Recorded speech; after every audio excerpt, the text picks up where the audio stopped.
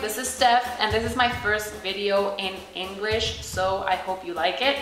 Wanted to share with you how I made these tassel earrings, very trendy right now. 3 options to update some earrings that you might have or make your own from scratch.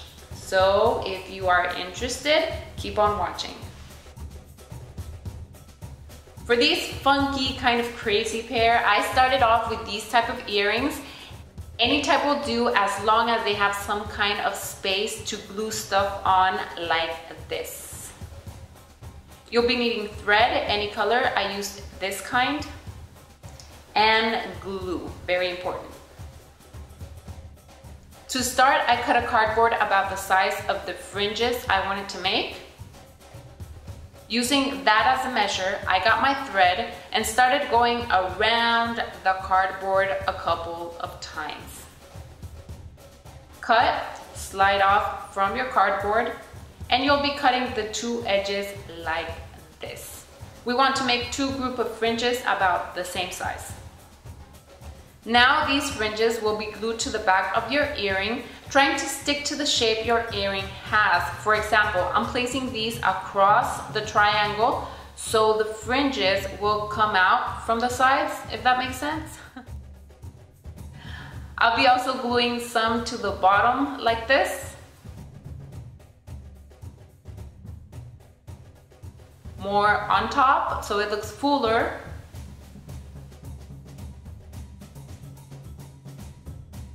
And bottom again. We're trying to fill in all the empty spaces.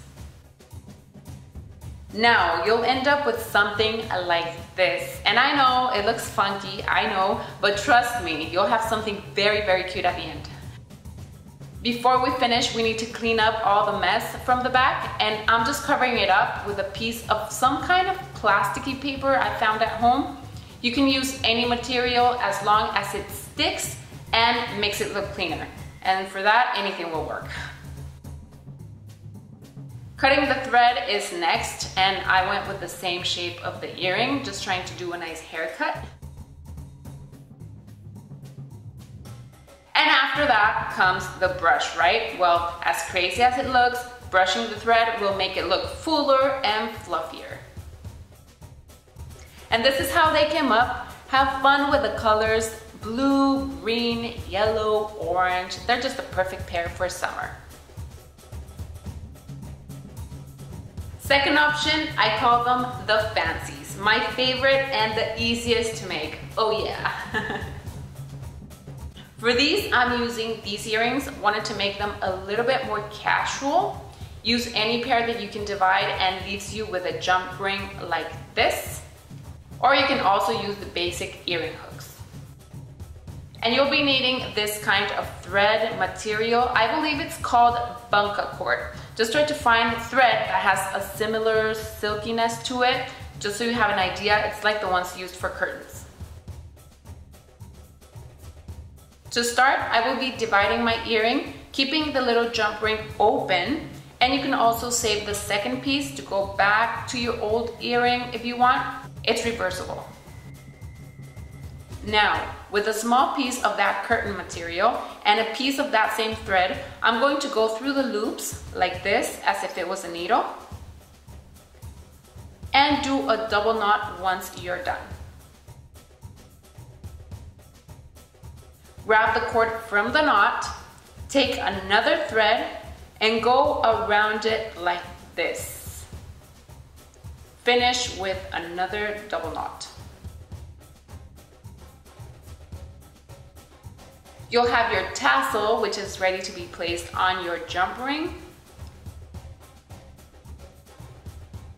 Close it tight. Cut thread as long as you want. And look how beautiful they are. I just love how this kind of thread just falls and moves. I think it's so flirty. Last but not least, the hippies. You'll need some hoop earrings, the cheapest you can find, and thread. I used normal. We'll be starting again with the piece of cardboard cut to the size I want my fringes to be. Same step as the other one, take your thread and go around and around the cardboard. This time you have to kind of count the amount of times you go around so it looks even. So just stick to a number. Mine was 60. Cut the thread, slide it out from the cardboard, and keep it aside.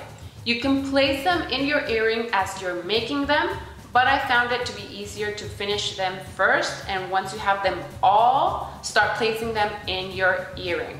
And you'll be doing that like this.